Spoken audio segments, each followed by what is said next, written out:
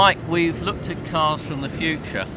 Here's a blast from the past. Yeah. Tell me all about this pretty little Alfa. Well, this little jewel is Alfa Romeo Sprint Spider. It's a one-off prototype that belongs to a friend of ours that has brought it here today, because the idea is we want to show the 100-year anniversary, the future and the past. Okay. You know, the past 100 years and the future 100 years. So this car is a very special car because the fact that Nuccio Bertone met Lily Bertone, our president and owner, in this car. Okay. So it was a very special moment for her in her life. And not only that, but this car also was transformed into a production vehicle, which moved from their downtown Torino factory to the Giles factory. So a very small, more artisan style approach to a much larger corporate approach. And so this car was a pivot point for the company, and it exploded in the 50s.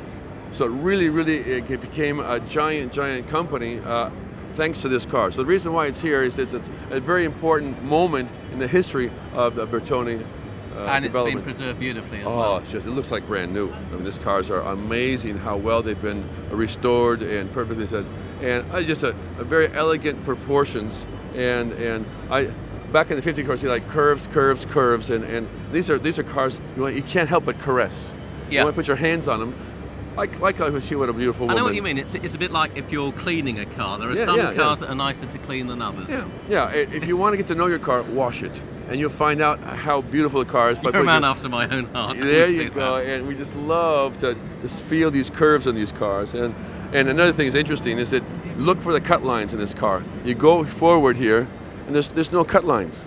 None. It goes all the way around and here, and these are giant pieces of sheet metal. Of course, they're all small little areas about this big that are been spot welded together, then bonded together. But if you consider that era, that's that's normal. That's normal. Absolutely. But this was an artisan period where they were hand-built, hand-hammered cars. Proper cars. And then after that, in the 60s, it started going more towards stamped vehicles and things like that. So that was a big cultural change in the automobile industry, going from handmade cars to manufactured cars. Of course, the assembly line Henry Ford invented much earlier than this, but they were all handmade and then assembled in a line, which was an industrial process.